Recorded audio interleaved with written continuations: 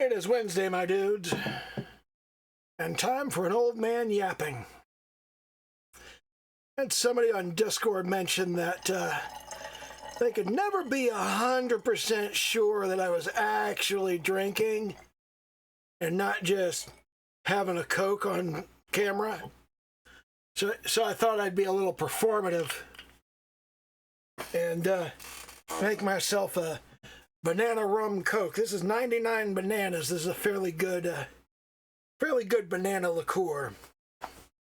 I'm feeling Caribbean today for some reason. No particular reason, just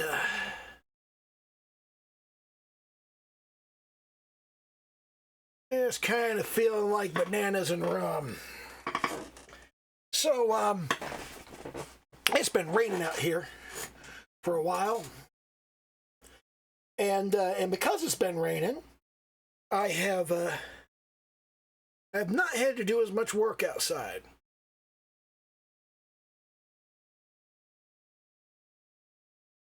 And because I haven't had to do as much work outside, I have been more capable of writing some code. What I'm doing right now is I'm mixing the alcohol with the Coke.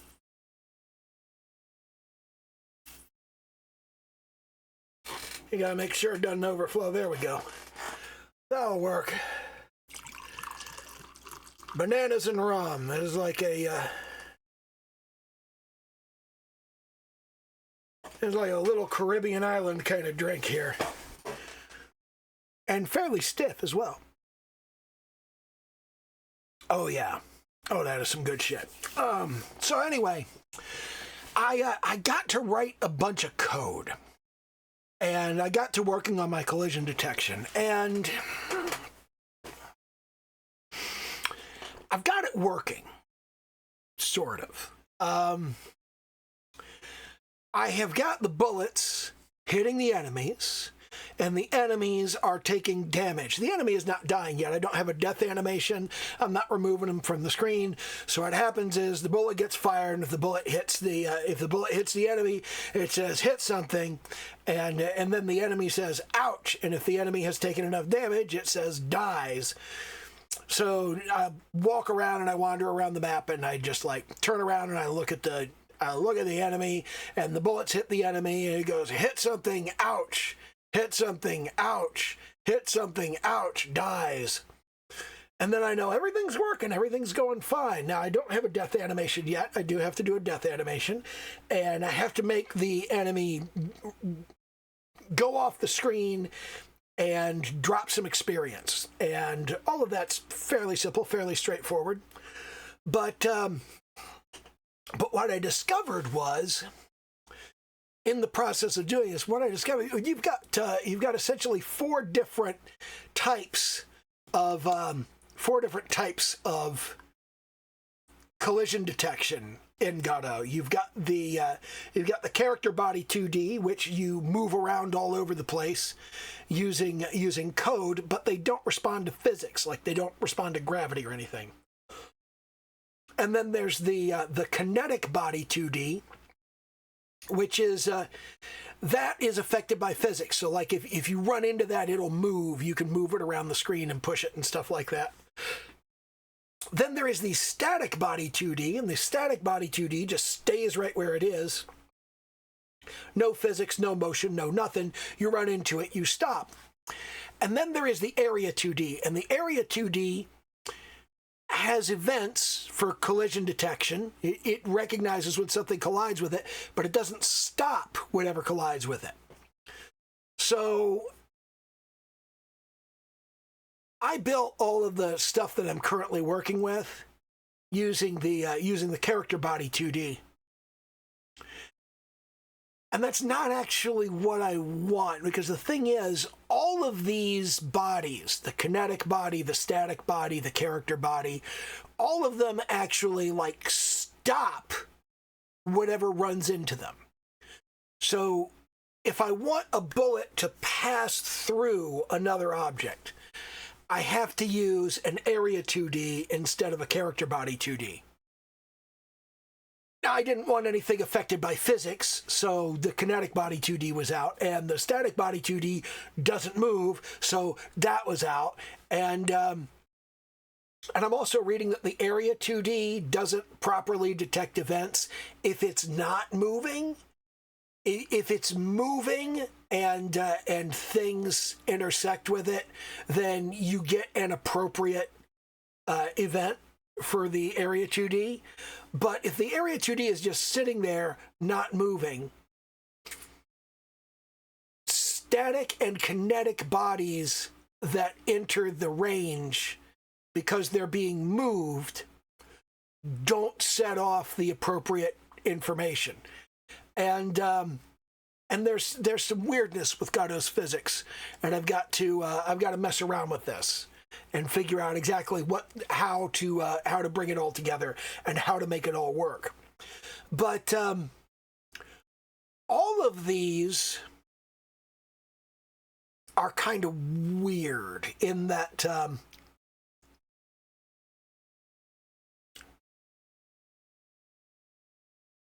the kinetic body, you don't move directly, you apply forces to it. You apply a physics force to it. And you say, you push in this direction. And that makes sense. You build like a rocket ship or something like that, or whatever. And the static body 2D, apparently, there's nothing preventing you from moving the static body 2D around the screen. Like, you can do that, but it's not affected by physics. And what I'm seeing in the discussion around these is nobody is using these the way they're supposed to be used, I don't think. And that's very typical of game developers. Nobody is doing what they're supposed to be doing. They're doing some other fucked up shit. So anyway, the thing that I'm running into is the character body 2D has a pair of functions that you could use with it. And one of them is move and slide, and one of them is move and collide. And it's all about whether you want the object to hit an obstacle and slide along it, or hit the obstacle and just stop. So this is move and collide, this is move and slide. And with a character that's being controlled by a person, you probably want move and slide. And with a character that's controlled by AI, you probably want move and slide.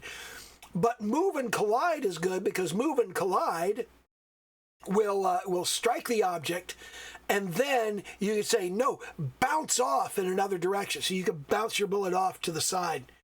And that's really useful. But the Area 2D doesn't have those. The Area 2D only has like events. It doesn't have a thing you call to move and see if there's a collision. It just has events. So I'm not sure exactly what to do with that. Because it seems like, and I could be wrong, okay? I haven't really looked too much into this, but it seems like your Area 2D would be moving and it would strike something. And when it struck that thing, okay, you wouldn't know it struck that thing until the next frame. Okay, there was, somebody was talking about how computer games lie to you. And I was like, this is how everything lies to you. What you're describing here is the Heisenberg uncertainty principle.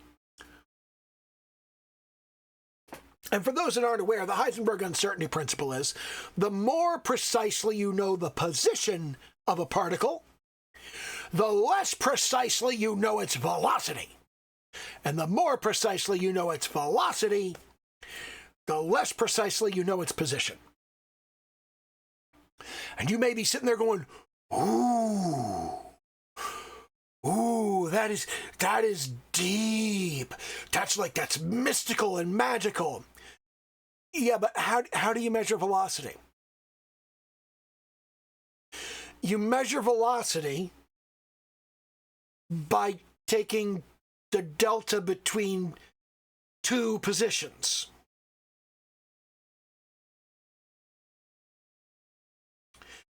And to get a more precise reading of velocity, you measure more positions with less time in between them. So the delta is larger as you measure the velocity. You have more samples over a wider range. Well, where is the particle right now? You never actually know the instantaneous velocity of a particle. You only know the average speed between time A and time B. Okay? It's like you've got time t0 and you've got time t plus 1. You know the average speed over that distance. It could have traveled twice as fast for the first half and half as fast for the second half, or like whatever. But actually what it would need to do is travel twice as fast the first half and not at all for the second half. That's that old Einstein question where somebody asked Einstein, okay, you're driving 30 miles, okay, and you drove your first 15 miles at 60 miles an hour. How fast do you need to drive the rest to average 30 miles an hour? And I probably screwed that up, but the answer is you've already averaged 30 miles per hour for the entire trip. You can't travel the rest and not end up less than 30 miles an hour. It's like if your average speed over the first half was 30 miles per hour, you want your average speed over the entire trip to be 30 miles per hour? You can't do that. I'm probably saying it wrong. I've had a bit. This is my first drink. You saw I had to empty the rum bottle.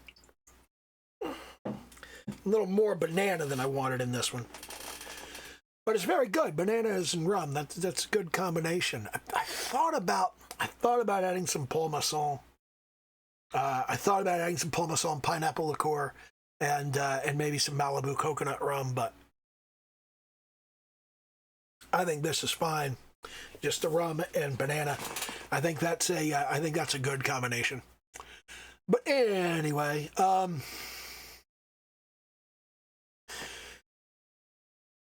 the thing about collision detection is if things are off by like 1 and 2 frames, people bitch. Like, people will seriously complain that I damaged the enemy on this frame and he didn't die until the next frame. Yeah, I don't care. Okay, you damage the enemy in this frame, the enemy was at that point dead, and he could not damage you. So he may still have been on screen and not have played his death animation or popped up the little damage thingy, but yeah, he was dead. He was incapable of hurting you. I also have to resolve this whole collision detection thing. I got 3 different collision shapes, and every collision is responding to all of them. No, I only want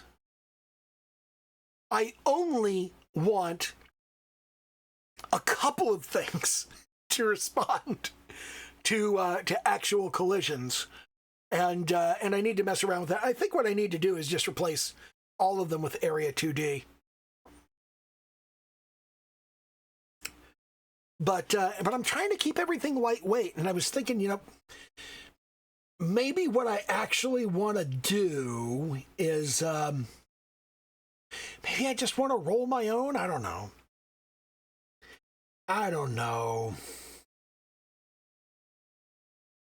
Depends on how fast that'd be, So, yeah. This is one of the reasons that I'm working in C#. I do a lot of rolling my own stuff and handling my own shit, and I don't do a whole lot of jumping into the engine. I jump into the engine, let the engine do all of its thing. The engine just goes about its business. And when it comes time for me to work with my code, typically most of what I do is just like my stuff, and then I call into the engine and I'm done. So I make one final call into the engine instead of making a whole bunch of them. So when you're doing that, then GDScript is slower than C#. But if you're making a lot of calls into the engine, like I would be if I were doing a very physics-based kind of thing, like everything I'm doing in this 2D shooter, okay? Everything you're doing in a 2D game tends to be very homegrown, hand-rolled kind of stuff. And when you start working with 3D, when you start working with 3D stuff, and everything is a call into the engine for a 3D function, that's where you start going, okay, most of what I am doing is calls into the engine, and that is where you'd want to use a lot of GDScript. Holy shit, that's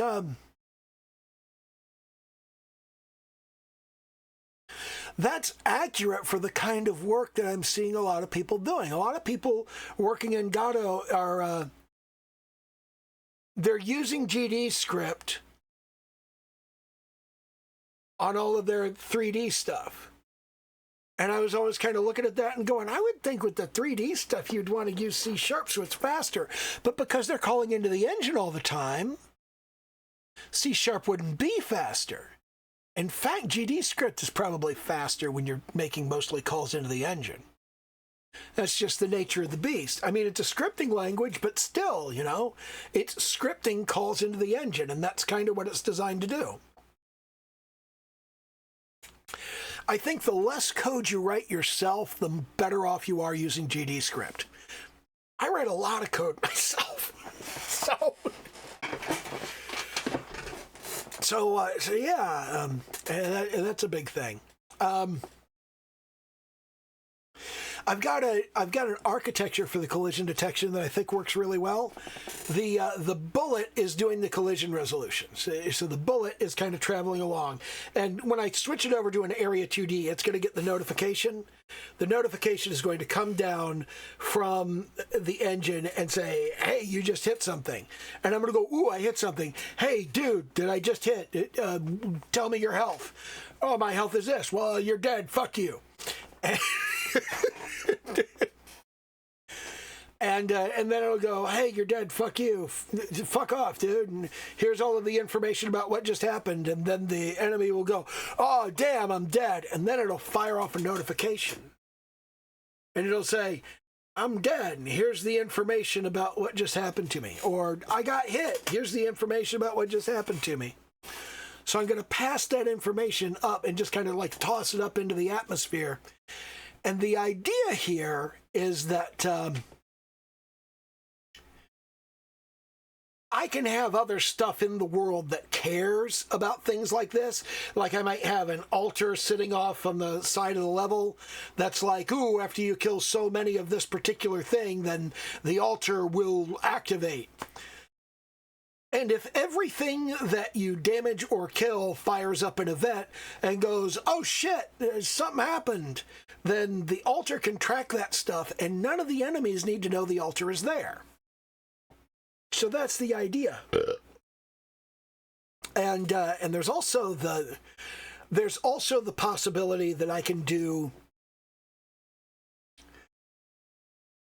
kind of boss fight sort of things. I can go, you've killed enough stuff now that a boss shows up. You've killed enough stuff now that you get something drops or whatnot. I really want to make things more dynamic and performance based. I don't know if that makes sense, but like, I want to alter the kind of things that happen in the game based on, well, not just how well you're doing, but like how fast are you killing things? If you're killing stuff really fast, then, you know, I can send enemies in faster, you know, and if you're doing a lot of DPS, then maybe I want to give things more health. If you're over leveled, then maybe I want to send a whole bunch of weak shit after you, so it's clogging stuff up and soaking your pierce without delivering a whole lot of experience. And I've actually got a plan around the experience where it's like small amounts of experience just show up, and you'll collect experience in the form of panties. So when an enemy dies, it'll drop the panties that it stole from you, because ostensibly the idea here is you're fighting this horde of filthy perverts that have stolen your panties. So every time you kill one of the filthy perverts, he drops the panties that he stole, and you can go pick them up. And initially, the panties are like, it's one pair of panties.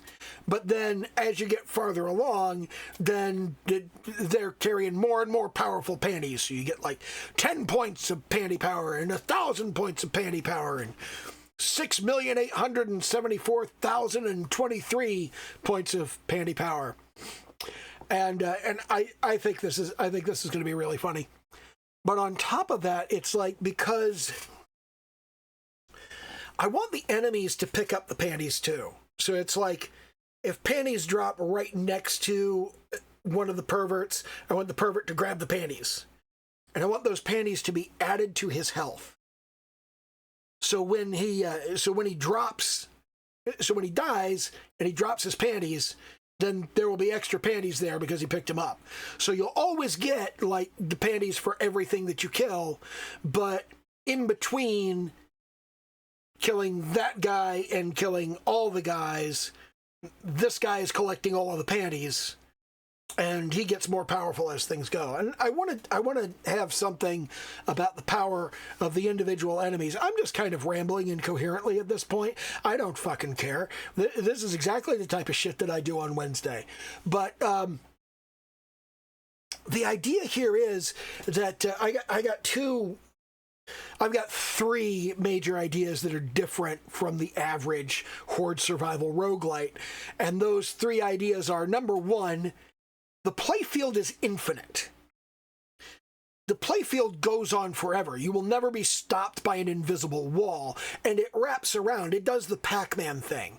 Because one of the issues that bothers me in things like Vampire Survivors is you're playing Vampire Survivors, you're killing stuff, and they're dropping experience, but they're dropping the experience right next to all of the other enemies, so you can't get it, because there are all those enemies there.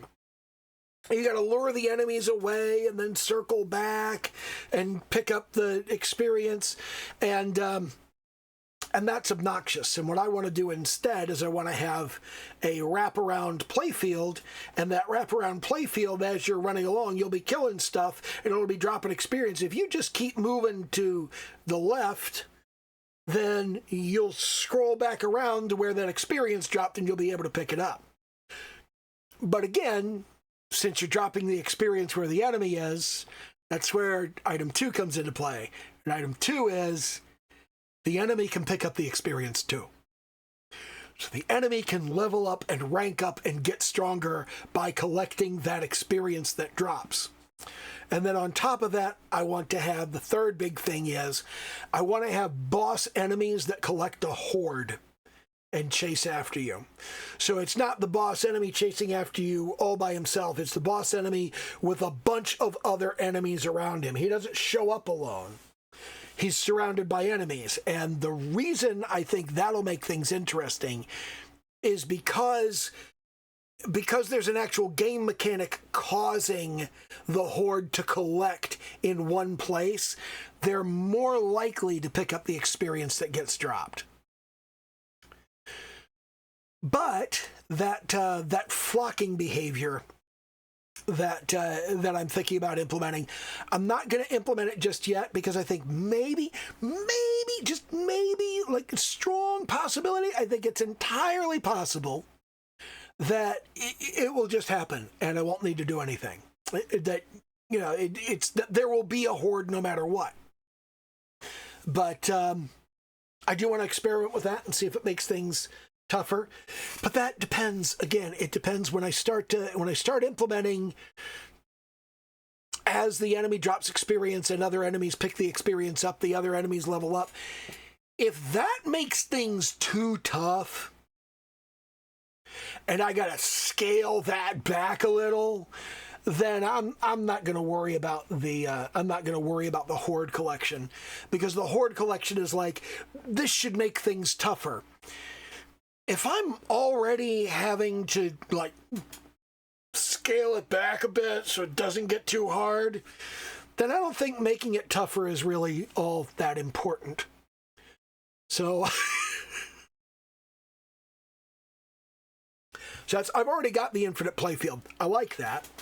I have not implemented experience and stuff like that. I need to do that. I need to implement all of the. I need to implement all the stuff in the game, and I need to. Really, the collision detection is the blocker. Once I get the collision detection taken care of, and I'm doing the toughest implementation of the collision detection, once I get the collision detection worked out for this, the rest of it is going to fall like dominoes, and I'm going to be able to put together a vertical slice fairly easily. And then I can experiment. Then I can experiment and I can see how well things fit together and what the difficulty is. And I can start, because really what I got to have is, actually I have a list. I have a list of what all I need. I need, what is it? Let's see here. I need chests that drop pickups. I need the enemy spawn ability. And I need the enemy health, the enemy drops experience, and I need the level up process. And that will be enough for me to actually, like, play the game. And once I have something that's actually, like, minimally playable, and this is kind of, this is the big thing, and a lot of it is me being tired and doing all of this fucking outdoor work. But once I get through the block of assembling the vertical slice, at that point I can experiment with a lot of stuff. And if I've done a good job on making things reusable and portable, that should also give me a head start in making additional drivers for additional games. And that's one of the things that I'm thinking in terms of is, as I go, I'm going, okay, I want to be able to take this thing and move it into another project and start working with that other project. I am at some point going to do I want to do a portable shell that has like all of your options and all of your various translations and localization and your UI and your menus, your properties and sound configuration and video resolution, which monitor you're working with. I want to do a bunch of stuff like that and have like your windowed, full screen, borderless windowed, all of that. I want to put all of that together. I want to have it in a separate little driver area where all you have to do is like swap out the graphics. You can display it differently, but it's all going to work the same. And I want to kind of build that up. And I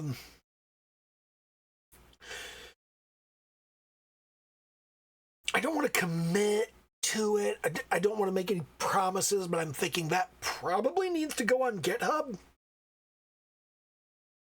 Because really, it's just like, of course you need that, you know? I'm probably going to put that on GitHub. I may submit it as like an asset where you have a scene and that scene is like everything in the setup. And, well, I'd have to document it and whatnot. But I want to get like all of the boring, pointless shit that everybody hates. I want to get all of that out of the way and do it well. And once I've done that, once I've got all the boring shit out of the way and I've done it well, I want to hand that out to people so they don't have to do it anymore. So they can just like go, I don't fucking care about this shit, plop. And when they throw that down there, then they automatically get like, here's your studio logo, and here's your attract loop, and here's your main menu, and here's load, save, continue, credits, options, all of that stuff. You don't have to do that now. And here's where you put all of your translations. You don't have to do that now. All of that's already done. You don't have to fuck with it. Because I think that's in the way of a lot of people getting their games out, is just like having that bit done. So when I get that done, I want to have it reusable. I want to have it something that I can just like set off to the side. And then I don't know, at some point, once I get this first game done,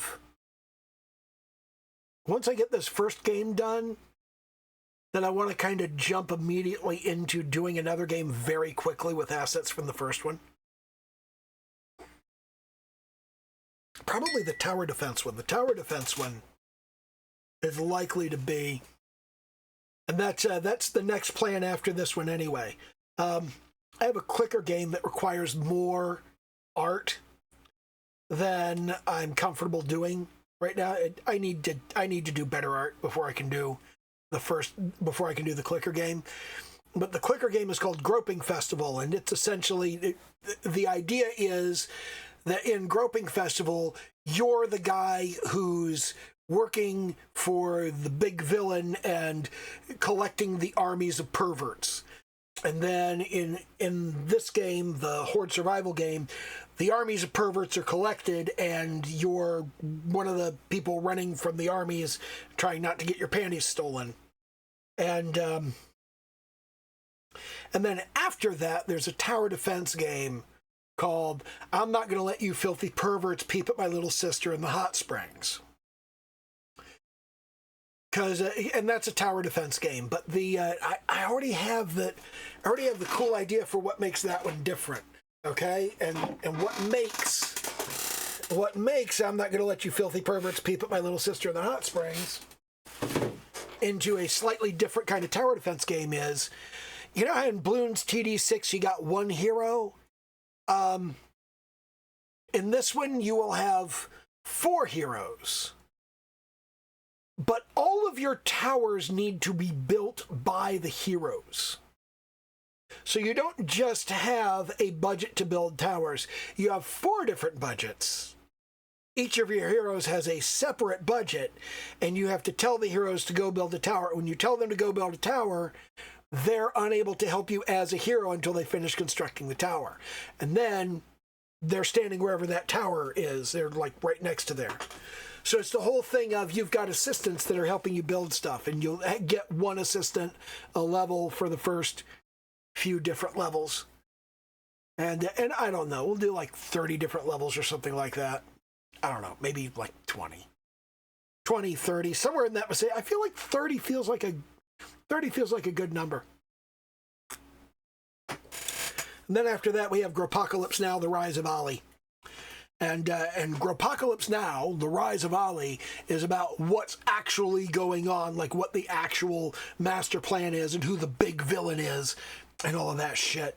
And essentially this is Ali the Magic Bum, who is collecting panties so that he can make a bomb that he's going to set off at the top of Tokyo Tower. And when he sets off the bomb, it's going to make all the women in the world horny. And that's his plan. So it's like, there's this whole pervy undercurrent that goes through all of these. I mean, it's definitely a pervert saga, but these games go together, and you've got Groping Festival, and you've got Filthy Perverts Stole My Panties, and you've got I'm Not Gonna Let You Filthy Perverts Look at My Little Sister in the Hot Springs, and you've got Gropocalypse Now, The Rise of Ali, and then you have Dating Festival, And that's where I take all of the characters from all of these games and I make a dating simulator, because that's stupid. And I think it'll be funny. But one of the things that bothers me about dating simulators, okay, and this is like, again, you know, the killer fact, the thing that makes this one different. I never see bisexual dating simulators. They make straight dating simulators. They make gay dating simulators. They never put it together and have like a bisexual dating simulator. I think that sucks. I think you should be able to like go into the dating simulator, and whoever you are and whatever you're into, you should be able to like pick the thing that you like, you know? I feel like everybody should be able to play the same dating simulator and find the same kind of person. And I also find it really, really funny because you got all these straight guys that will get a dating simulator and they'll go, I have to get all the achievements. But half of the achievements are for dating guys.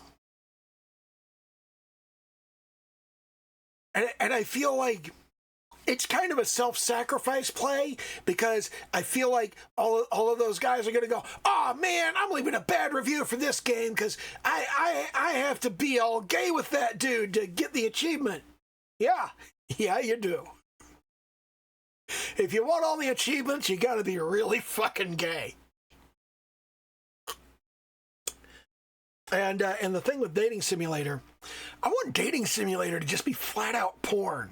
So like, so not only do you have to do all the gay dating and date all the guys, you got to look at all this gay porn. I think that'll be funny as hell. But of course, a key element of that is, since I'm doing the art, I got to draw a bunch of porn. And then I got some visual novel ideas. I got 3 visual novels I want to do. And the basic idea there is to show 3 different aspects of Ali sets off the bomb and he makes all the women in the world horny. This is a bad idea. This is a very bad idea. So he sets off the bomb. He makes all the women in the world horny, but they don't just get horny. They get insanely, violently jealous. So then there will be a collection of visual novels that put you in situations, and it's just like, it's a straight dating simulator kind of thing, like your basic eroge. The problem is that like there's less fucking porn and more gore porn. There is no happy ending to these games. You die. You always die. You're gonna die. Everybody else is gonna die. The question is, can you last until everybody else is dead? Like, there's only one survivor at the end of the game, and it's never you. I think that'll be really cool. I think that'll be really fun. I think it'll be really funny. But yeah, that's the idea there, is to have those 8 games. But I also want to do, there's some other stuff that I want to do. Like, I got this game called, what was it called? I got to go look. Let me pull up my Steam account. Oh, there was a thing going around earlier today that says, change your Steam account password because, hey, you know, there's some shit's going on. And that turned out to be a hoax.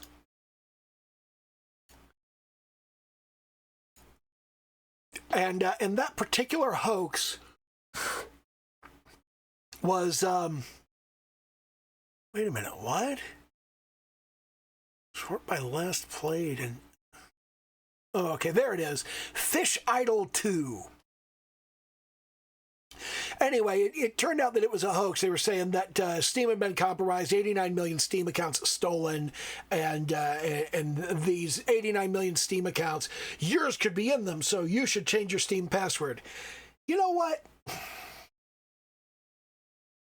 I changed my Steam password. Go change your Steam password. Enable two-factor authentication. Just, secure your Steam account. Make sure your Steam account's secure. Oh, but it was a hoax. I don't fucking care if it was a hoax, okay? If there's a hoax and somebody says, oh my God, you need to change your password, I'm changing my fucking password. That's where I am on that. But anyway, there's this game called Fish Idol 2 that is about fishing. And it really sucks. It's kind of grindy. I put a bunch of hours. I put 8 hours into it. And then I went, this is way too fucking grindy. And it's just getting more and more grindy as time goes on. So the thing is, I was looking at that and I was going, 90% of this could be built with assets I have to build for filthy perverts anyway.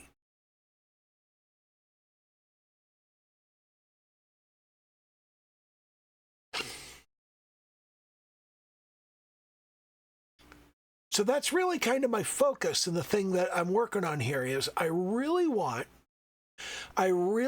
to build components that can be reused in additional games later. So I can find stuff and go, oh, that looks really cool. Let's do something similar to that.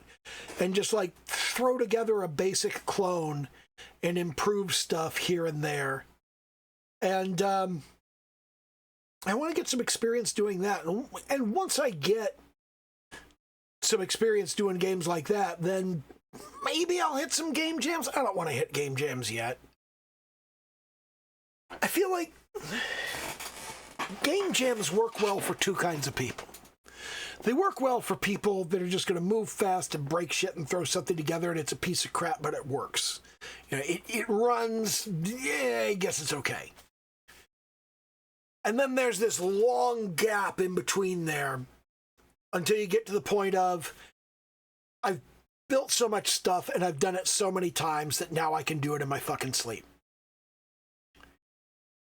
And I feel like I'm kind of squarely in the middle of that, where like I'm as far as you can get from the kind of person who would do well in a game jam. So I don't give a shit. I'm not going to bother with the game jams. And I think a lot of people in this kind of mid-ground, I think a lot of people in this middle area of their game development stuff, I feel like they think back and they go, oh man, I remember when I was just starting out, I used to make these shitty little games in a few hours. I wish I could do that again. I don't have any nostalgia about that. I don't have any, gee, I sure wish I could relive the time of my youth when I was building stuff that sucked in an afternoon. I really don't. I really kind of sit more in the place of, I want to build good shit that people like and that people talk about and that actually does what it's supposed to do, that's actually been tested and it's been verified and it's extensible and it's reliable and it's robust and it has all of the glitz and the glamour and the polish and shine. That's what I want. And I don't mind if it takes a long time. I feel like over time it'll take less and less time. And I think that's good. So that's what I'm kind of edging toward is being able to build the game in a weekend and go, this is pretty cool. And just kind of throw it up there and see what people think. I'm going to spend a substantial amount of time in the future posting garbage on Itch.io.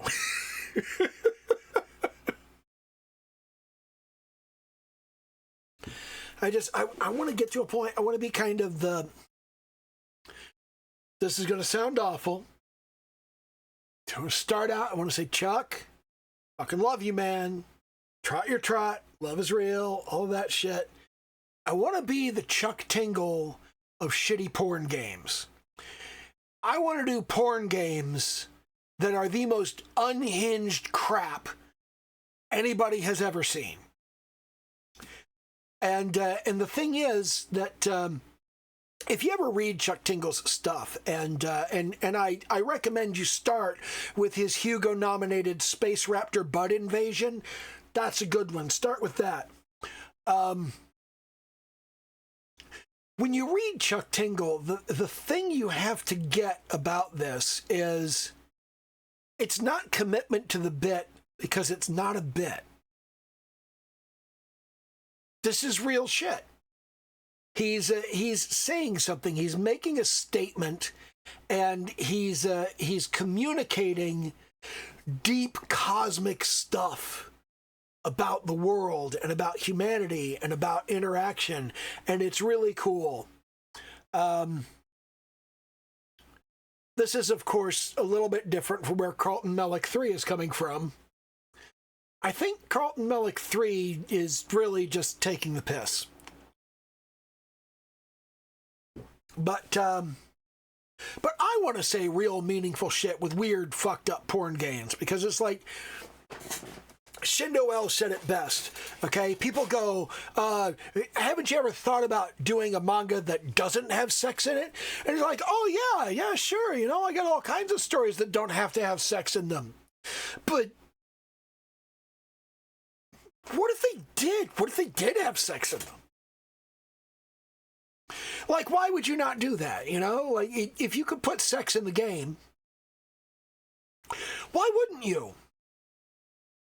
One of the things I'm wrestling with is I'm looking at Gropocalypse Now, The Rise of Ollie, and I'm going, I would like that game to also be straight up porn. But I cannot think of a thematically consistent way to put it in there. I just really can't. But I feel like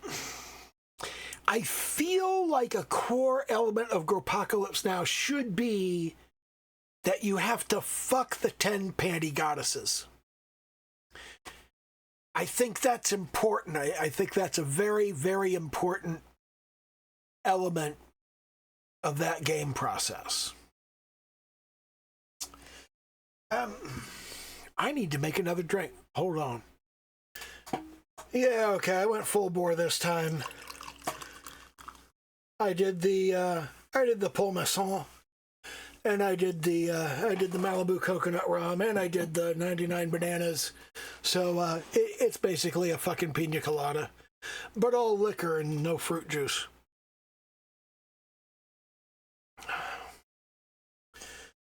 Not enough pineapple.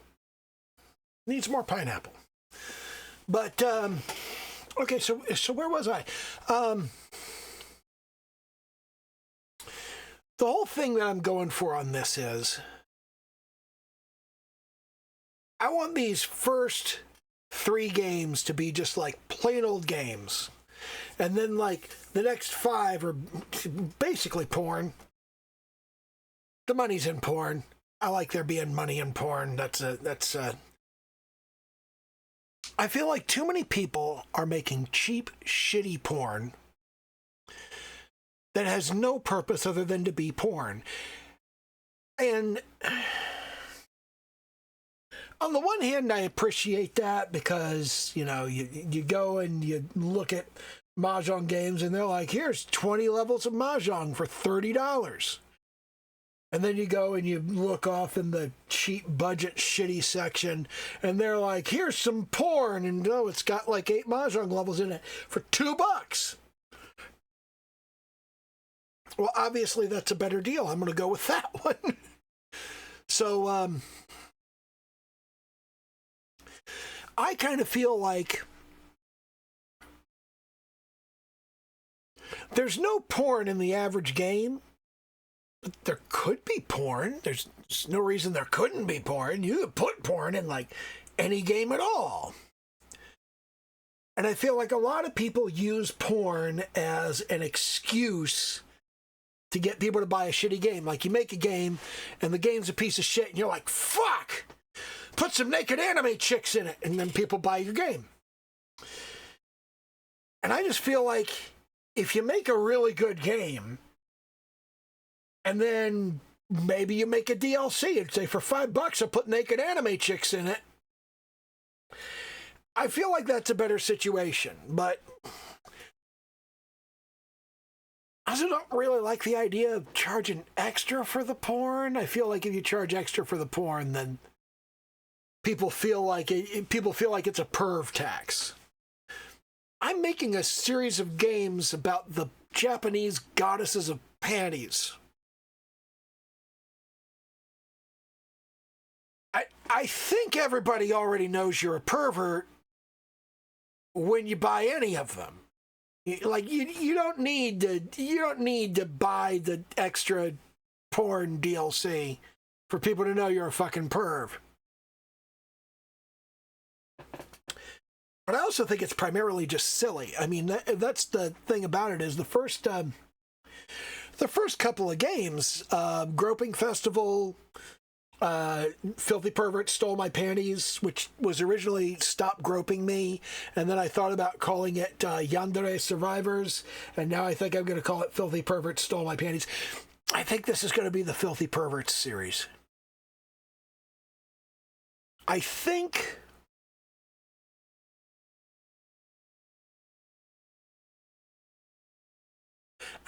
maybe the clicker game should be Filthy Pervert Army or something like that. Maybe it should be like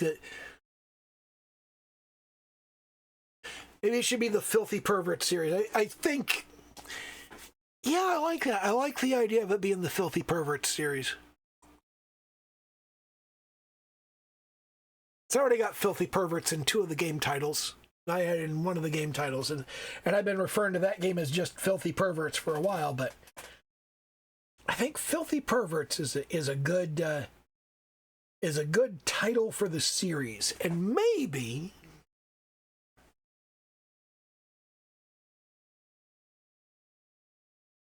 the 4th game is Filthy Pervert Apocalypse, or Filthy Pervocalypse. Pervocalypse, like that. Pervocalypse Now: The Rise of Ali. I do like that. I think I'm going with that.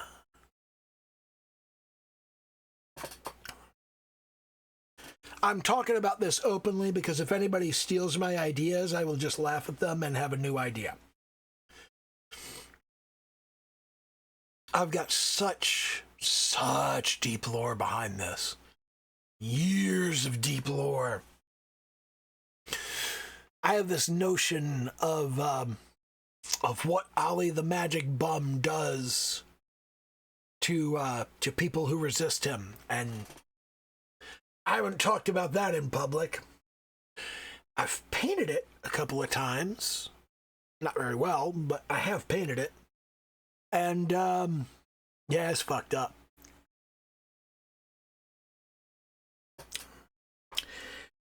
And Ali himself is kind of fucked up. And then there's the Swarm and Alatar and his feral attack clowns and it's all of this stuff. Huge amount of lore. Whole bunch of stuff. You may see some of it in some of the games leading up to that. But you really won't get the storyline until the 4th game, which is probably going to be an RPG Maker thing. I don't know if I'll do it in RPG Maker, but it'll look like RPG Maker. It'll look like a JRPG. I may home roll that. But, yeah. The important part when you're laying out all these plans and stuff like this is to have a realistic idea of, number one, how long this shit is going to take. It's going to take a really, really long time. I got to do so much art for the game I'm working on now. And I got to get so much better at art to do the clicker game before I can do that. Maybe I can leverage like 3D models or some such shit, or photo bashing. Something of that nature. But Yeah, whole bunch of shit to do. Anyway, the critical thing when you are building games is to make sure your game is fun. And the way you make sure your game is fun is to get it playable and play it. I've gotten my game a third of the way to playable. It's like, right now, there's one enemy on the screen, and there's one player on the screen, and there's like not a whole lot of environment, and you can just like run around, and you can collect one weapon off of the ground, and you can fire bullets at the enemy and whatnot. Now,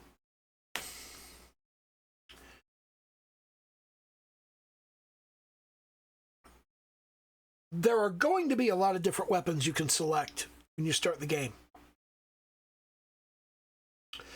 So when you start the game, it'll be the level loads up, your player gets slapped in the middle, and it's one of the 10 Panzergami, and your weapon gets dropped nearby, and it's one of the 10 initial weapons that are available to the Panzergami. When you first start out, you just all you have is you have Ichigo the Huntress, and you have the crossbow, because she is the Huntress, so the crossbow is like a thing, and you have this initial level, which I don't know what we're going to call the level, but you're going to start out in this level as Ichigo with the crossbow. That's going to be your initial situation. And then you're going to have like the enemy coming in. And the idea is when you first start out, I think like right at the beginning, you're going to have a wall off to the left a little bit. And you're going to have a chest next to the wall. And that's going to teach you fairly quickly when you see that. That's going to teach you, okay, I can't fire through the wall. And if I fire at the chest breaks open and there's something in the chest. And then I go over and I pick up the thing from the chest. And then the first few enemies come in. And as the first few enemies come in, you'll go, okay, if I shoot the enemy, if I point at the enemy, if I point my character at the enemy, I'll fire at the enemy. And then the enemy will die. And when the enemy dies, the enemy drops some of my panties. And I can go get my panties back. This filthy pervert stole my panties. I'm going to go get my panties back.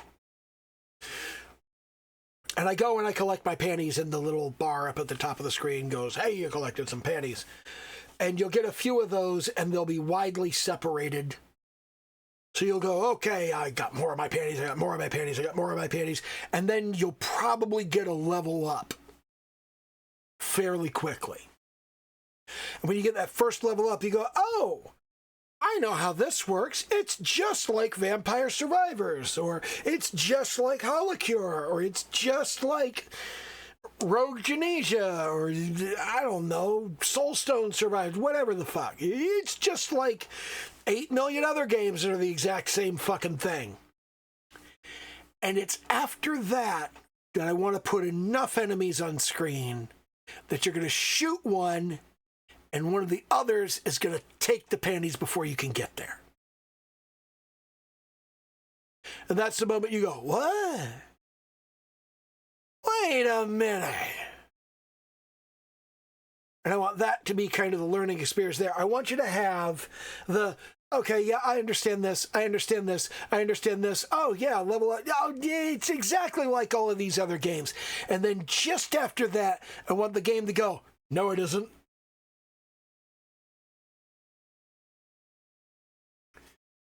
Because that's where you get them. That's where you get players. That's where you get players hooked. And I want that to happen within the first 15 seconds, I'd say. I want that to happen within the first 15 seconds. I want the first enemy to show up on screen at about 5 seconds.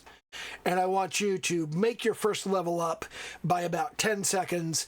And at about 15 seconds, I want you to see the first pervert grab some of the panties that have been dropped by another pervert. And I want you to have that, wait a minute, what the fuck moment at about 15 seconds in. And then I want to start putting perverts on the screen fast enough that you don't have a lot of time to think about it. Now you got to worry about staying alive. And really it needs to be one of those things where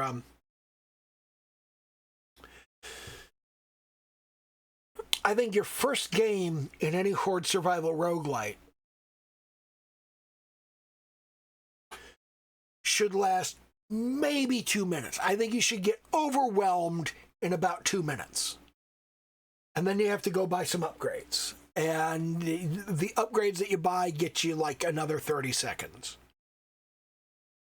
But then once you get to 5 minutes, you know, at that point, that's when you have sort of the, that's when you have some staying power. Now, the problem around this is, I mean, if I go and I look at my, if I go look at my Vampire Survivor clone collection, where is that? Farther down, farther down, farther down. If I look at my VS clones and I sort by hours played,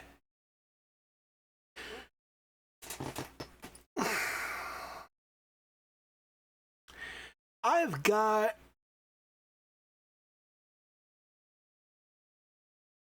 over 1,000 hours in these clones. I've got 4 that are over 20 hours and 1 that's over 10. That was, you know, oddly enough, the one that I've played the least, but still a bunch of. Oh, wait. God, I still have. Oh, man. I still have, I don't know if you guys remember this, but way back in the day, one of the first horde survival games was I made a game with zombies in it. And that was made in XNA. It was made in the XNA framework, and it was available on Xbox Live Arcade. And I still have that. I still have that game in here, man. And Steam thinks I have never played it. It's entirely possible I've never played it. It is, in fact, quite likely that I've only ever played it on the 360 console and never played it on PC. But I've got, let's see, I've got 34 minutes there, and then I've got 107, 198, 316, which is about, let's call that 5 hours. 7.5, 10, 11, 29, 51, 84, 120, 160,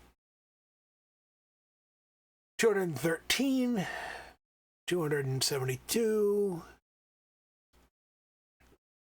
340, 413, 590,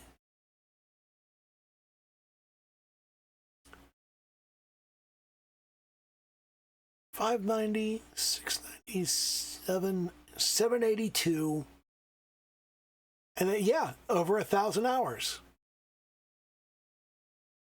782, 789, 839, yeah, 1,039. 1,039 hours in Vampire Survivors clones. I have 21 of them. And some of them are crap. Like Project Lazarus, which is fucking garbage. But, yeah, I've got a lot of time in these things, so I'm gonna have to find testers for this game. I think what I'm gonna do, I know what I'm gonna do. I know exactly what I'm gonna do.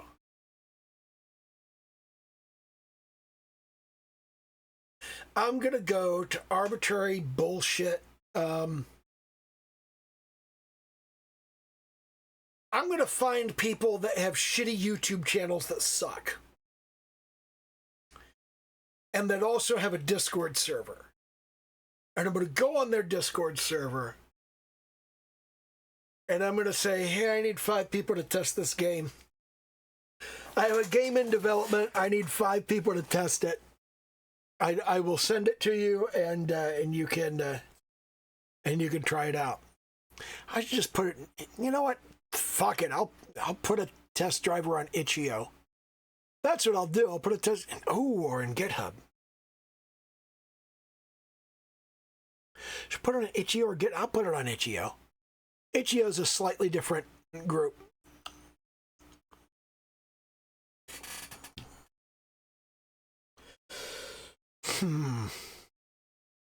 I need some way to collect the feedback.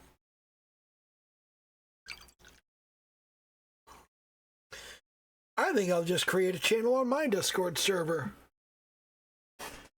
and say this is exclusively for beta testers. If you want to be a beta tester, you got to let me know you want to be a beta tester, and I'll give you the beta tester role and you can get into this channel. I'm just rambling at this point. I mean, get a little YouTube dance, like, comment, subscribe, all that happy horse shit, but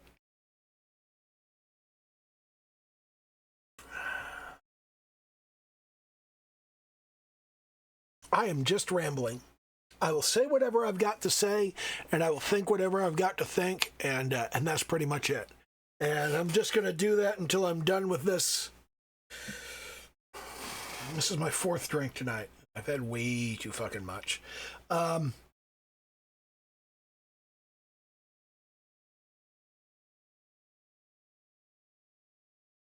was I going to say?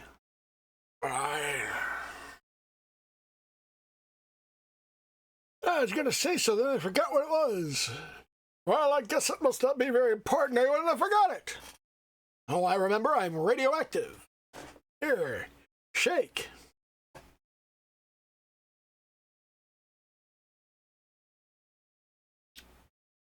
It's okay for a car stereo. Wouldn't want it in my house. Nobody understands these jokes. Anyway, I'm just kind of thinking out loud about how I'm going to work out the alpha and beta testing for this game. I'm kind of thinking right now that the marketing push is going to be put a beta demo on itch.io, and then a pay what you want limited feature version again on itch.io, and then put the full version on Steam and turn around and contact a few streamers. And I'm going to tell you a thing about contacting streamers. Everybody wants streamers to promote their game. I'm going to give you a marketing. It's been over an hour. Okay, if you're still here, okay, I'm going to deliver some actual fucking value. This will quite likely make you money. If you're a game developer and you're marketing your game and you're trying to get streamers to play your game, here is how you improve your chances of that.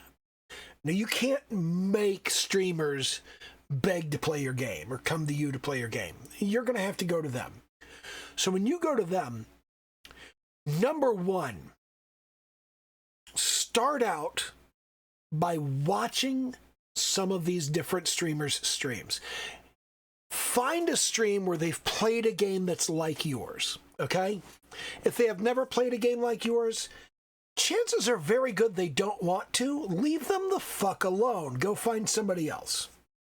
I don't care if it's like the greatest streamer ever. You're like, oh man, if Markiplier would just play my game on stream, I would make so much money. Yeah, but if Markiplier doesn't play your kinds of games, there's a reason, and that reason is probably that he doesn't like them. And if Markiplier plays your game on stream and says, this game is a piece of absolute shit, you are not going to make so much money. That's not how that works. You need to find streamers that like your kind of game. Now, the thing to remember about streamers is, I catch flack for this. If people yell at me about this, they go, that's not true. That's not true. This is absolutely true. This is absolutely fucking true. There are streamers out there with tiny little audiences, but those audiences are shared with really big streamers. The little streamer is much more likely, if you email them, and when I say email them, be fucking smart, okay? Most streamers will have in the descriptions of their streams, in the descriptions of their videos, they will say, here is where to send professional inquiries. Check that, get that information, and send your professional inquiry where professional inquiries go. Now, here's the thing. 99.9% of people who send them an inquiry are going to go, dude, why don't you buy my game and play it? Here's a link to my store. No. They're not going to buy your game. That's not going to happen because there are a bunch of other people. Down in that tiny, tiny little fraction of 1%, you got a bunch of people that are going, hey, I will give you a copy of my game for free. Let me know if you want it.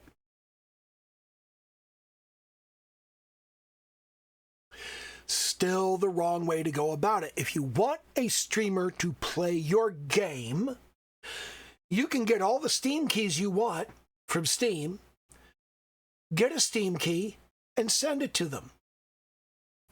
Email the streamer and say, hi, I watched your stream where you played this game, which was similar to mine.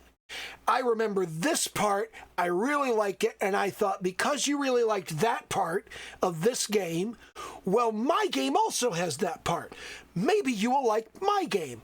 Here is a Steam key for my game. Do not ask them to email you. Do not ask them to contact you. Do not ask them to talk to you or join your Discord or friend you or anything. Do not ask them for shit. Give them everything they need to play your game on stream and just let them fucking go. Don't give them terms. You don't give them a non-disclosure agreement, confidentiality, none of that shit. You don't fucking need it, okay? Any of these people with a substantial audience, they get so much garbage, they can't fucking deal with it. Give them everything they need, then shut the fuck up and get out of the way. In fact, the less you say, the better. If you email them and say, oh man, you played this game that's kind of like mine, and I really thought that stream was cool. Here's a key for my game. Free game? How much does your game cost? $8. You basically just sent this guy $8 for nothing. And you didn't ask for anything. He's gonna like you. That's how that works. A lot of people are going to talk to you about the Ben Franklin effect. Do you guys know about the Ben Franklin effect? Probably not. Probably you're not. You're probably not like marketing people, psychology people. The Ben Franklin effect is where you ask people to do you a favor. Just a little favor, a piddly little favor, a tiny, tiny little favor that they can do just like at the drop of a hat. You just ask them for a tiny little thing. Pass the salt. Hey, you mentioned a movie on your last stream, but it's a really long stream, and I couldn't find the part where you talked about it. What was the name of that movie again? Can you tell me the name of that movie?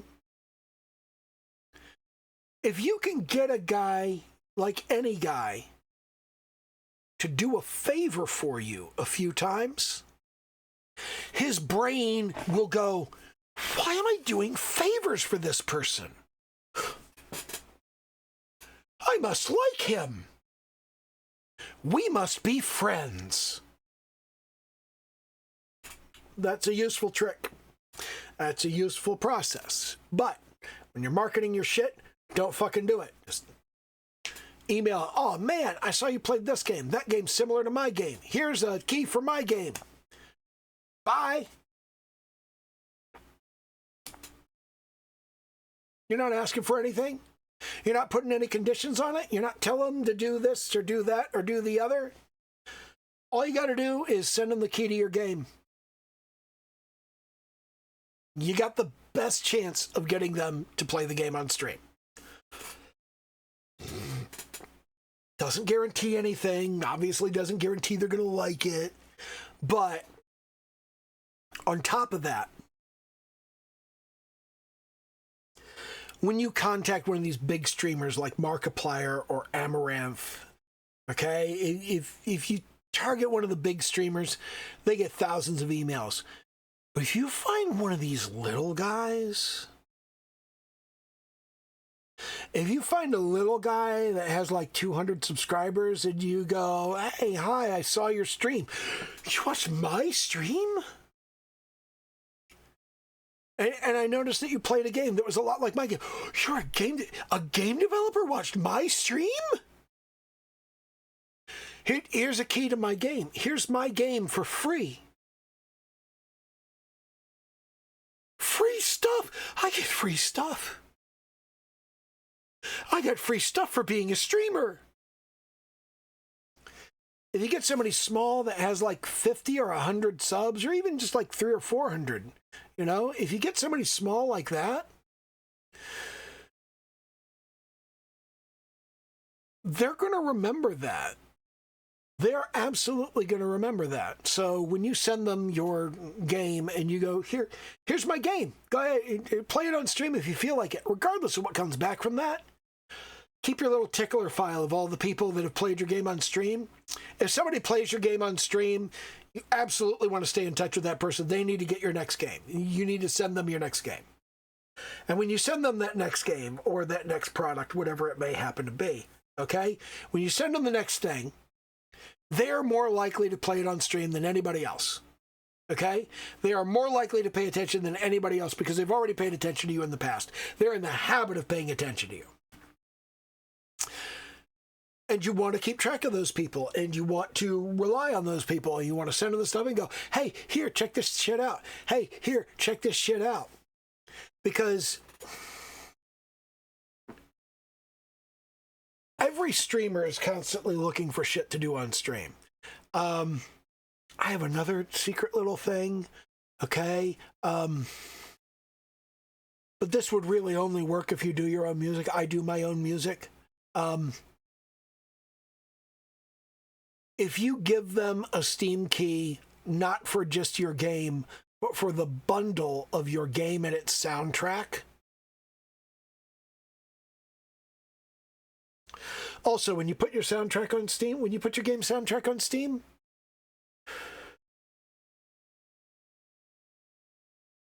explicitly say on the description of the soundtrack that it's great to use as background music for streams and videos. Because people will like that. You don't do that because it's going to get you anything. You do it because people are going to like it. You do it because it makes you look like a cool person. Because you are a cool person. If you go, hey, here's all of my music that I did, you can have that. You can have that. Use it in the background of your videos. Use it in the background of your streams. Go right ahead. That's cool. I'm not going to go pissing and moaning about, you monetized a video with my music on it. Fuck that shit.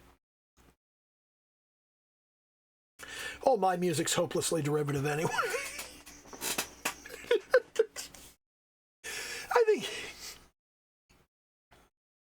I think 90% of the music that I do is like, fundamentally, it's a mashup of Future Cruise demos in the early 90s, the soundtrack to Legacy of the Wizard, and Mars Pump Up the Volume, with a dash of CNC Music Factories.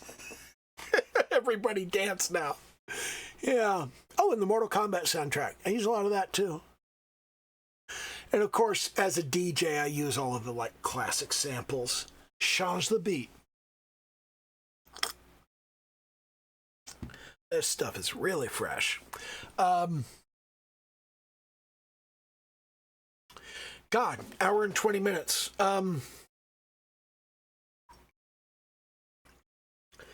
If you want somebody to do you a favor, make it really, really easy. This also goes for if you're selling something. If you are selling something, the most critical thing, if you're trying to make a living doing something, make it easy for people to give you money. Like, really easy. Easy enough they could do it by mistake.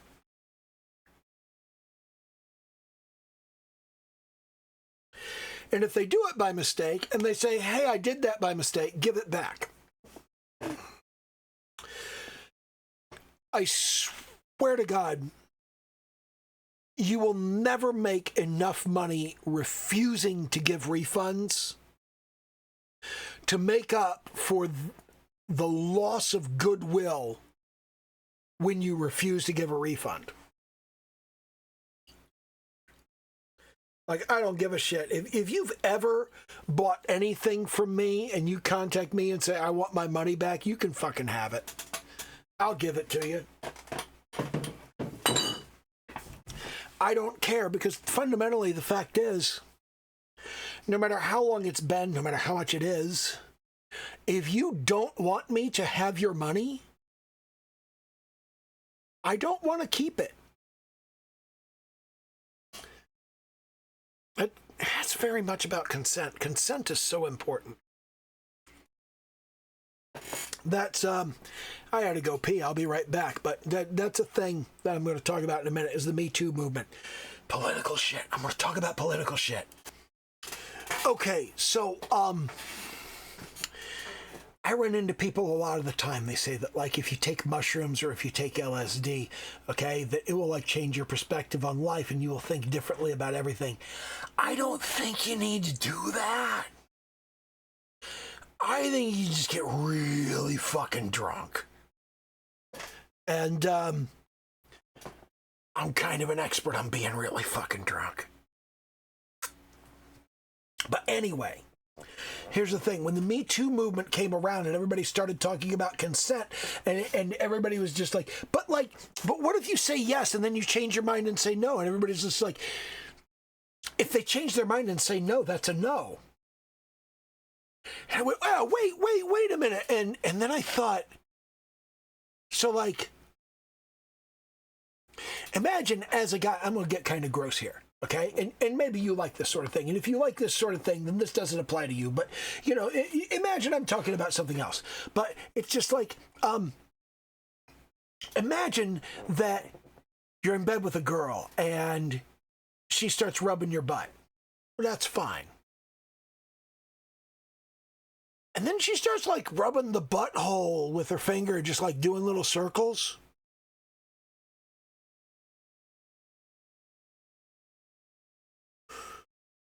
Most guys get a little nervous around that. And then, like, what if she puts a finger in your butthole?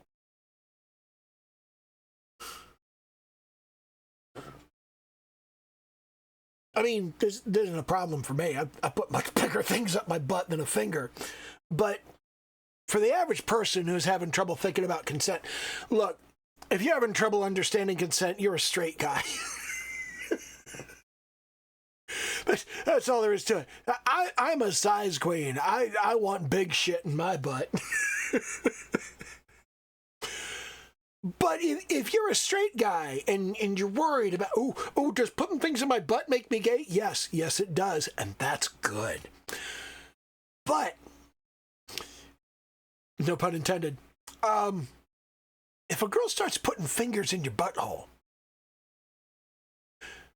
if she puts one finger in, you're probably like, I don't know about that. What if she puts another one in? What if she puts a third finger in your butthole?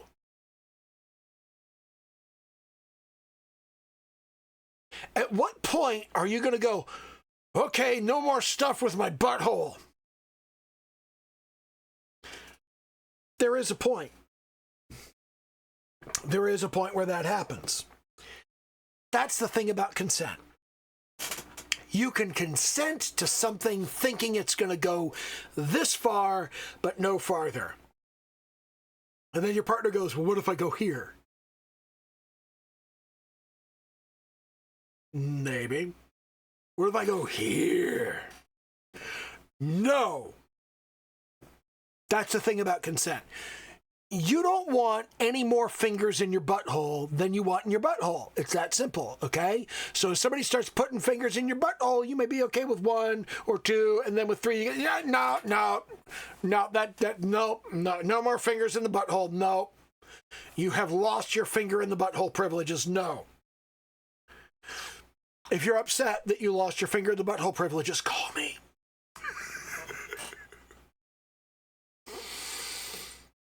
Nobody's going to call me. I'm old. Too many of my audience is under 18. They're not going to... Anyway. This may be my last video. Anyway.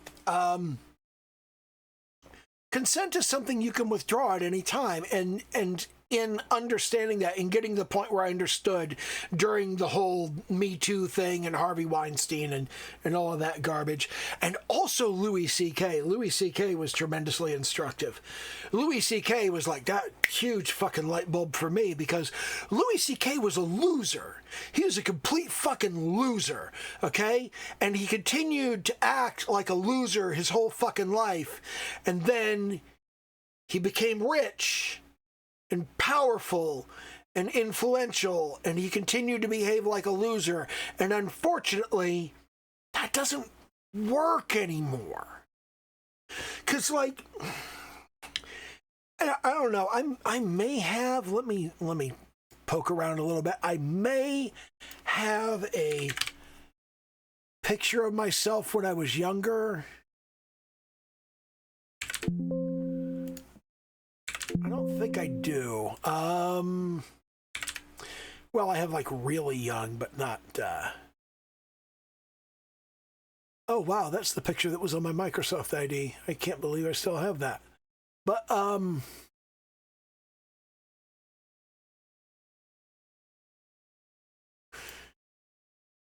when I was young, when I was like in my teens and 20s, I was like skinny and weedy and weak looking. And the way you get people to take you seriously when you're skinny and weedy and weak looking is to be very, very intense. And then there was a day in my early 30s when I started going to the gym. And I got big. I got like, not like Schwarzenegger big, but it's like I used to look like I used to look like Danny Pudi. Do you know who Danny Pudi is? He's the Indian guy in Community. I was skinny. I looked weak. And now I have a body. I have a certain look.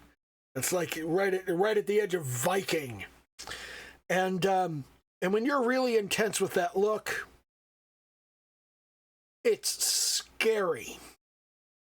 And everything changes. So like, one of the most important elements of a civilized society is the right to say no. It's the first and most fundamental right of a human being, is your right to say, no, I'm not going to do that.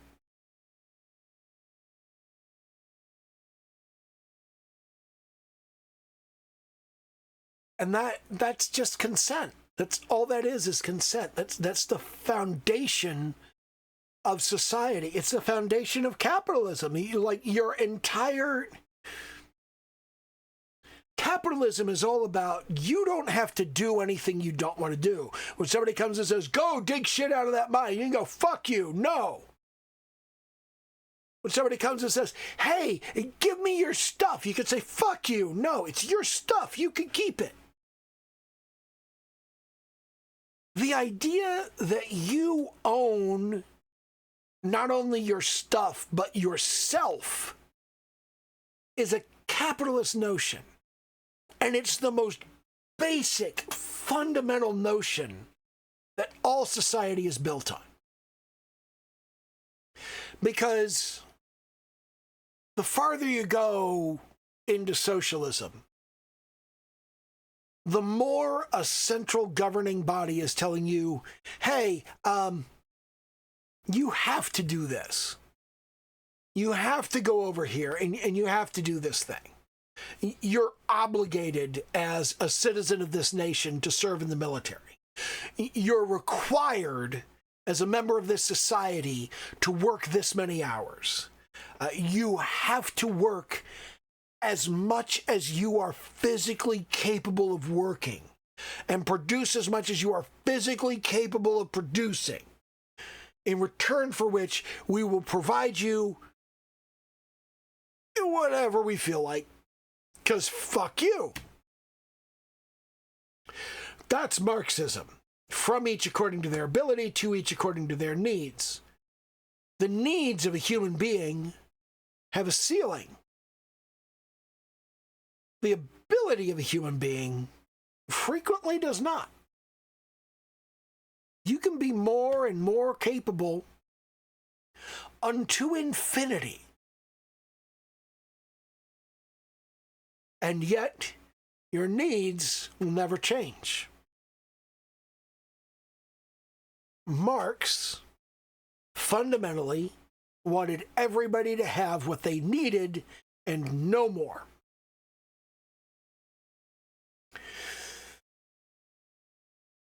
He's not a terrible person. He didn't want awful things.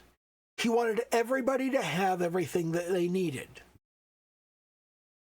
But he wanted everybody that was really, really good at what they did, that was really, really productive, that was really, really efficient, that produced so much more than they needed, that they could support thousands. He wanted those people to get exactly the same as everybody else.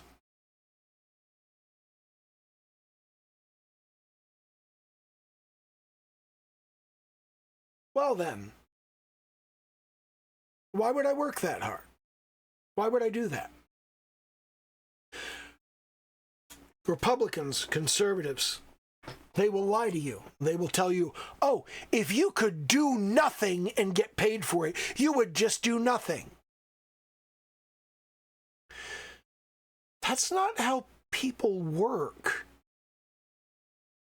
People want to do things. People want validation and praise and encouragement. They want somebody to tell them that they did a good job. And they will do whatever will inspire the people around them to say that.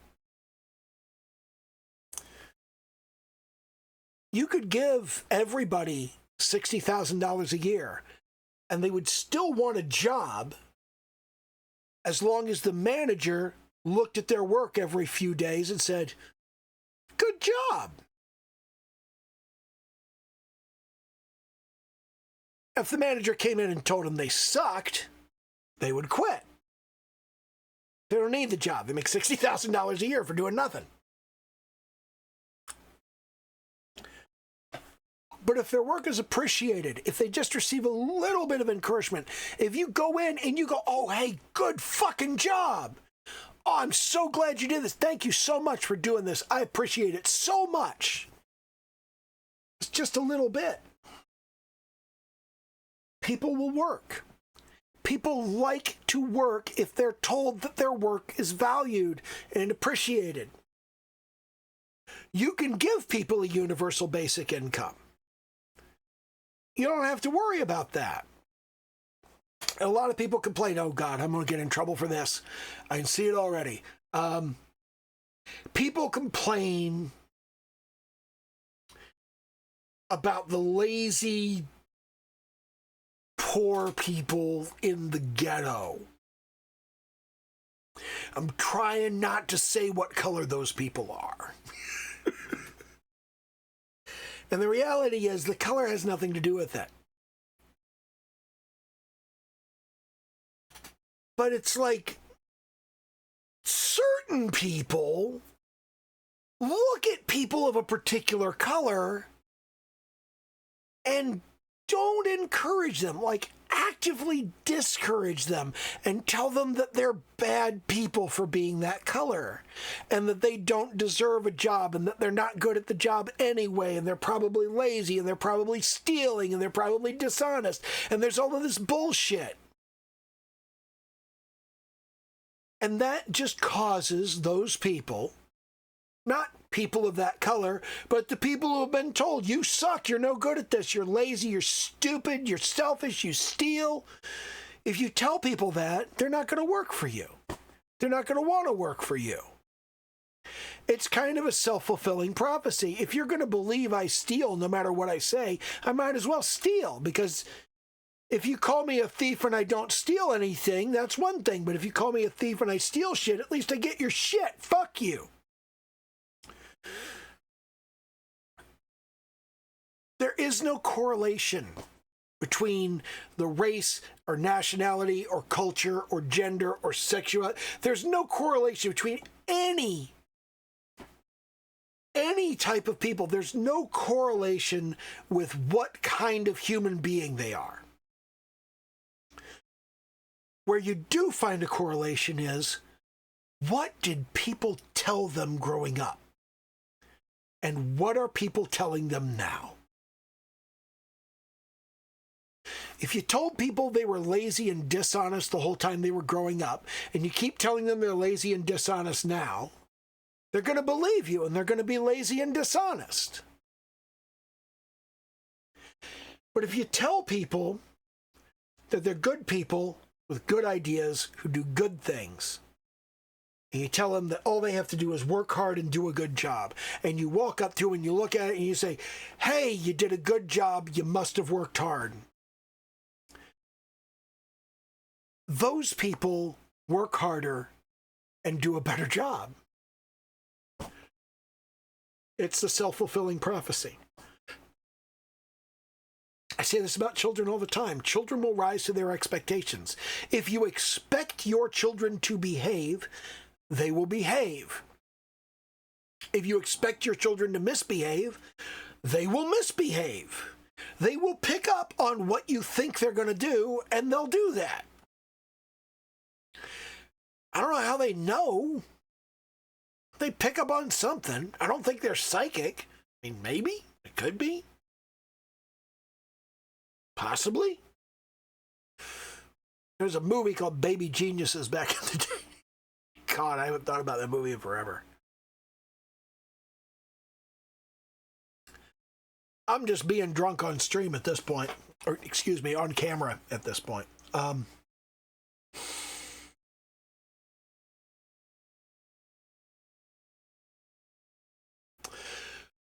One of the most important things to remember about life in general is the overwhelming majority of bullshit you put up with, you only have to put up with because you do put up with it. If your boss comes to you and says, I need you to work late tonight, and you look him dead in the eye and say, fuck off, maybe you're going to get fired. Okay? Maybe that'll happen. But probably not. I have had clients that I worked for call me on my day off and say, I need you to do this thing right now. And I go, sorry, it's my day off, and hang up.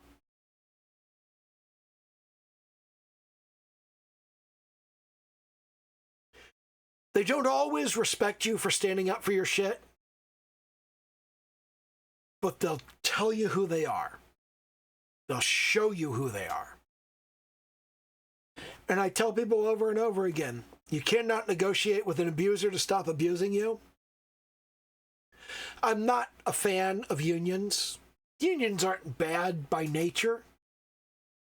They don't solve problems. They're just fucking pointless.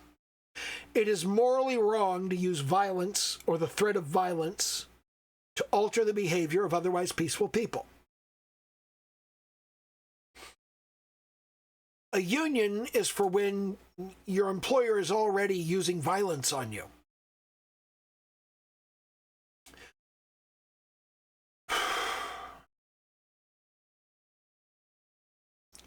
They're not going to make it better. You're going to get the same shit over and over. Your union is going to go, hey, fuck you.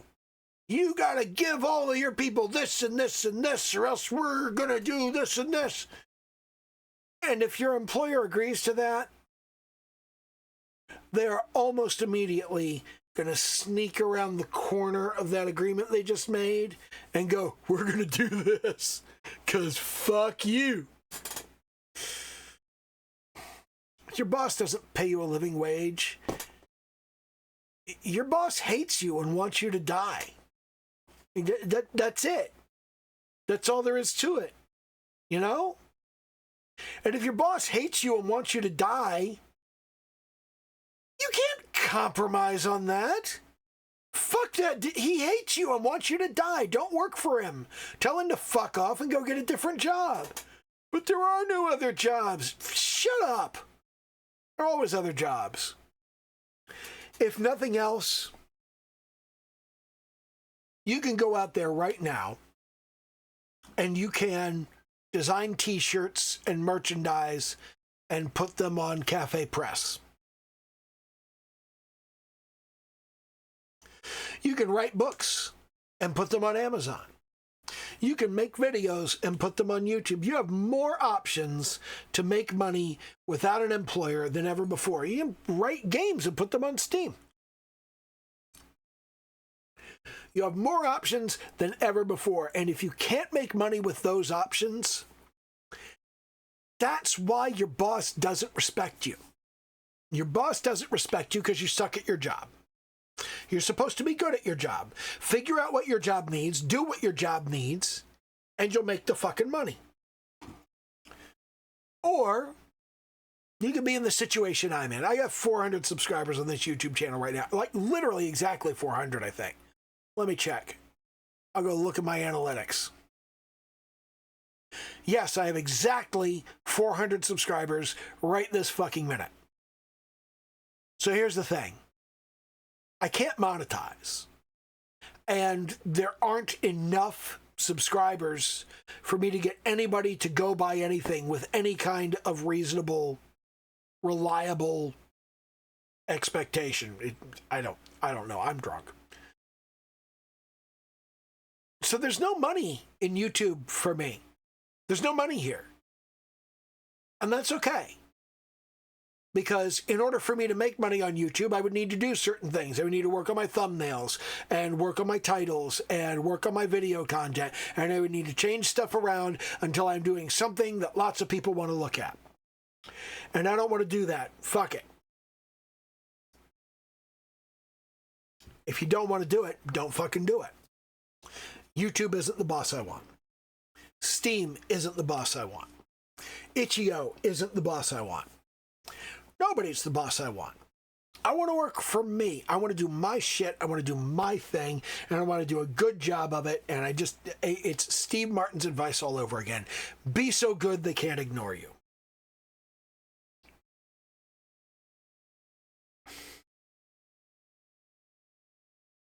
I could do this if I did something else. I could be so good they couldn't ignore me if I did something else.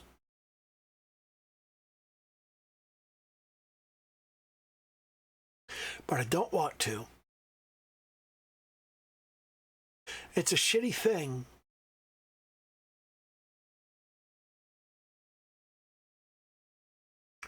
When you don't want to do a thing you're good at that makes money.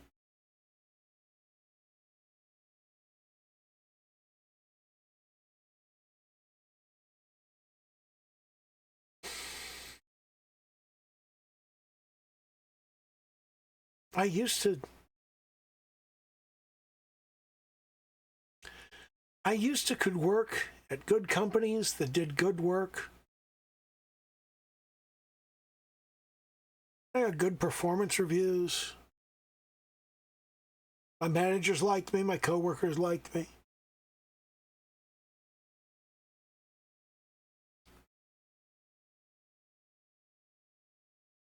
And then I turned 40. And you know what they do with engineers when they turn 40? They take them out and shoot them.